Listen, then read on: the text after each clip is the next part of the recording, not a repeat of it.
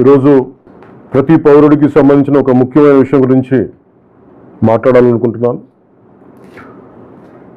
Freedom of speech and expression అనేది మనకి రాజ్యాంగం కల్పించిన ప్రాథమిక హక్కు. ఆ హక్కుని నేను గౌరవిస్తాను, ఎన్డీఏ ప్రభుత్వం కూడా గౌరవిస్తుంది. సోషల్ మీడియా ఇప్పుడు మన రోజువారీ జీవితంలో ఒక భాగం అయిపోయింది. మన అభిప్రాయాలను చెప్పడానికి, ప్రజా సమస్యల్ని ప్రభుత్వ దృష్టికి తీసుకురావడానికి, ఒకరితో ఒకరు అనుసంధానం అవడానికి, ప్రభుత్వాన్ని ప్రశ్నించడానికి ఇది ఒక శక్తివంతమైన వేదిక. కానీ మనం గుర్తుంచుకోవాల్సిన ఒక ముఖ్యమైన విషయం ఉంది. ఫ్రీడమ్ ఆఫ్ స్పీచ్ అనేది పూర్తిగా అపరిమితమైన హక్కు కాదు.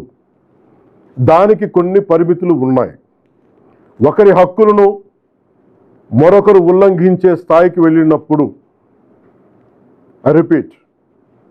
ఒకరి హక్కులను మరొకరు ఉల్లంఘించే స్థాయికి వెళ్ళినప్పుడు చట్టపరమైన పరిణామాలు తప్పవు. భారత రాజ్యాంగంలోని ఆర్టికల్ 19 క్లాస్ 2 ప్రకారం దేశ సమగ్రత, జాతీయ భద్రత, ప్రజాశాంతి, మర్యాద, నైతిక విలువలు, పరువు నష్టం, నేరాలకు ప్రేరేపించడం వంటి అంశాల్లో రీజనబుల్ రిస్ట్రిక్షన్స్ ఉన్నాయి. సింపుల్గా చెప్పాలి అంటే ఫ్రీడమ్ ఆఫ్ స్పీచ్ అంటే ఫ్రీడమ్ టు అబ్యూస్ కాదు.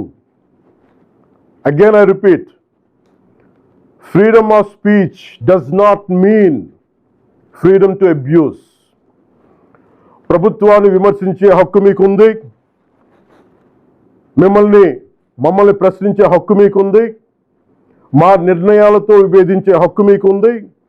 అదే ప్రజాస్వామ్యం, దాన్ని మేము స్వాగతిస్తాం. కానీ ఒకరిని తిట్టడం, డెత్ థ్రెట్స్ ఇవ్వడం, ఆధారాలు లేకుండా ఆరోపణలు చేయడం, మహిళలను టార్గెట్ చేయడం, మత విశ్వాసాలను అవమానించడం, ఒక వ్యక్తి గౌరవాన్ని దెబ్బతీయడం, హింసకు ప్రేరేపించడం, ఇవన్నీ రాజ్యాంగం కల్పించిన స్వేచ్ఛలోకి రావు. ఇవి చట్టపరంగా నేరాలు. గత కొన్నేళ్లుగా సోషల్ మీడియా దుర్వినియోగం ఆందోళన కలిగించే స్థాయికి చేరుకుంది. చాలామంది ఫేక్ అకౌంట్స్ వెనక దాక్కొని అసభ్య పదజాలం ఉపయోగించడం, వ్యక్తిగత దూషణలు చేయడం, పరువు తీసే ప్రయత్నాలు చేయడం, ఆధారాలు లేని ఆరోపణలు చేయడం, fake propaganda, mark photos, death threats, organised harassment వంటి చర్యలకి పాల్పడుతూ ఉన్నారు. మహిళల్ని ముఖ్యంగా అత్యంత అసభ్యంగా టార్గెట్ చేస్తూ ఉన్నారు. చివరికి దేవుళ్ళని, దేవతల్ని కూడా వదలట్లేదు. దేవుళ్ళని, దేవతలపై కూడా ఉద్దేశపూర్వకంగా అవమానకర వ్యాఖ్యలు చేస్తున్నారు. ఇవన్నీ కూడా ఫ్రీడమ్ ఆఫ్ ఎక్స్ప్రెషన్ కింద రావు. ఇది హెల్దీ క్రిటిసిజం కాదు. ఇది ప్రజాస్వామ్యం కానే కాదు. ఈ సందర్భంగా ఒక విషయం చాలా స్పష్టంగా చెప్పాలనుకుంటున్నాం. Constructive criticism, fair comment, satire ఇవన్నీ ప్రజాస్వామ్యంలో భాగమే. విభిన్న అభిప్రాయాలను వ్యక్తం చేసే హక్కును మేము పూర్తిగా గౌరవిస్తాం. కానీ malicious fake campaigns, hate speech, criminal intimidation, cyber harassment, organised abuse, ఒకరి పరువును ఉద్దేశపూర్వకంగా దెబ్బతీయాలనే ప్రయత్నాలు, ఇవన్నీ ఫ్రీడమ్ ఆఫ్ స్పీచ్ పేరుతో సమర్థింపబడవు. ఇంకో విషయం చాలా స్పష్టంగా చెప్తున్నాం. నేరస్తులకి, నేరానికి కులం లేదు, మతం లేదు, రాజకీయ పార్టీ లేదు. ఐ రీఐటరేట్, నేరానికి, నేరస్తులకి కులం లేదు, మతం లేదు, రాజకీయ పార్టీలు లేవు. తప్పు చేసిన తర్వాత కులం, మతం, ప్రాంతం లేదా రాజకీయ వెనకాలు దాక్కోవాలని ఎవరు ప్రయత్నించకండి. చట్టం ముందు ప్రతి పౌరుడు సమానమే. నేరం చేసిన ప్రతి ఒక్కరిపై చట్ట ప్రకారం చర్యలు తీసుకోబడతాయి. సోషల్ మీడియా దుర్వినియోగం వల్ల ఇబ్బందులు ఎదుర్కొంటున్న ప్రతి ఒక్కరికి ఈ సందర్భంగా నేను ఒక మాట చెప్తా ఉన్నాను.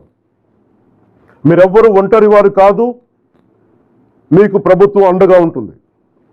డిప్యూటీ చీఫ్ మినిస్టర్ ఆఫీస్లో సోషల్ మీడియా దుర్వినియోగానికి సంబంధించిన ఫిర్యాదులు స్వీకరించేందుకు ప్రత్యేక వ్యవస్థని ఏర్పాటు చేయబోతున్నాం.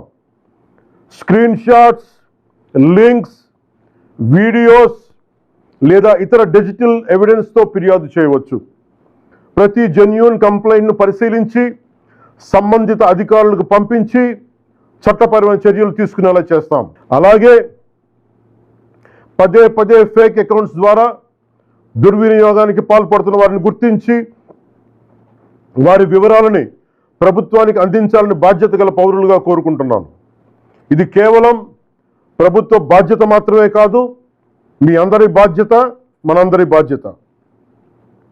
ఇలాంటి నేరాలకి పాల్పడిన వారిపై భారతీయ న్యాయ సంహిత బిఎన్ఎస్, భారతీయ నాగరిక్ సురక్షా సంహిత బిఎన్ఎస్ఎస్, ఇన్ఫర్మేషన్ టెక్నాలజీ యాక్ట్ 2000 మరియు ఇతర సంబంధిత చట్టాల ప్రకారం కఠినమైన చర్యలు తీసుకుంటాం. కేసు స్వభావాన్ని బట్టి BNS section 351 death threats, criminal intimidation, anonymous threats. BNS section 352 ఉద్దేశపూర్వక అవమానాలు, గొడవలకు ప్రేరేపించే వ్యాఖ్యలు. బిఎన్ఎస్ సెక్షన్ 353 తప్పుడు సమాచారం, రూమర్స్, పబ్లిక్ మిస్చీఫ్కి దారితీసే పోస్టులు. బిఎన్ఎస్ సెక్షన్ 356 డిఫమేషన్, వ్యక్తి పరువుకు భంగం కలిగించడం. బిఎన్ఎస్ సెక్షన్ 79 మహిళల గౌరవాన్ని దెబ్బతీసే వ్యాఖ్యలు లేదా చర్యలు. బిఎన్ఎస్ సెక్షన్ 299 మత విశ్వాసాలను, ఏ మతమైనా కానీ, బిఎన్ఎస్ సెక్షన్ 299 మత విశ్వాసాలను ఉద్దేశపూర్వకంగా అవమానించడం. బిఎన్ఎస్ సెక్షన్ 196 వర్గాల మధ్య విద్వేషాన్ని రెచ్చగొట్టే చర్యలు. Information technology act sections 66C and 66D, fake accounts, identity theft, online impersonation. Information Technology Act section 67, obscene లేదా అసభ్యకరమైన ఎలక్ట్రానిక్ కంటెంట్. అవసరమైతే information technology act section 69A ప్రకారం చట్టవిరుద్ధమైన ఆన్లైన్ కంటెంట్ పై కూడా చర్యలు తీసుకునే అవకాశం ఉంది. ఈ వ్యవస్థని మరింత బలోపేతం చేయడానికి ప్రత్యేక టాస్క్ ఫోర్స్ని ఏర్పాటు చేస్తున్నాం. సైబర్ క్రైమ్ పోలీస్ మరియు ఇతర లా ఎన్ఫోర్స్మెంట్ ఏజెన్సీస్తో కలిసి పనిచేస్తూ సోషల్ మీడియాలో జరిగే నేరాలపై చాలా వేగంగా చర్యలు తీసుకుంటాం. ప్రతి పౌరుడికి నేను విజ్ఞప్తి చేస్తున్నాను, ఫేక్ అకౌంట్స్, డెత్ థ్రెట్స్, మహిళలపై అసభ్యకర పోస్టులు, మతాలను అవమానించే పోస్టులు, ఆర్గనైజ్డ్ మిస్ఇన్ఫర్మేషన్ లేదా చట్టవిరుద్ధమైన కంటెంట్ కనిపిస్తే దయచేసి దాన్ని ఫార్వర్డ్ చేయకండి, ప్రమోట్ చేయకండి. దానికి సంబంధించిన screen shot, URL, date, time వంటి ఆధారాలను భద్రపరిచి అధికారులకు ఇవ్వండి. మీ సహకారం వల్ల ఎన్నో నేరాలను అరికట్టవచ్చు.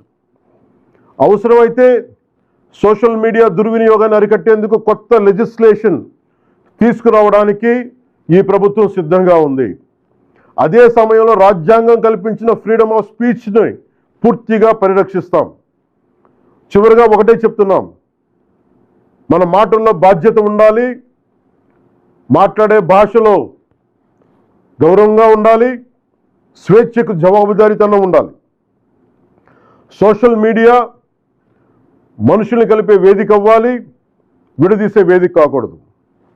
మమ్మల్ని ప్రశ్నించండి, విమర్శించండి, మీ అభిప్రాయాన్ని చెప్పండి, కానీ గౌరవంతో చెప్పండి, బాధ్యతతో చెప్పండి, చట్టాన్ని గౌరవిస్తూ చెప్పండి. అప్పుడే మన ప్రజాస్వామ్యం మరింత బలపడుతుంది. అలా కాకుండా మా ఇష్టానికి మాట్లాడతాం, మా ఇష్టానికి ఏదైనా అంటామంటే I promise you will face the legal consequences.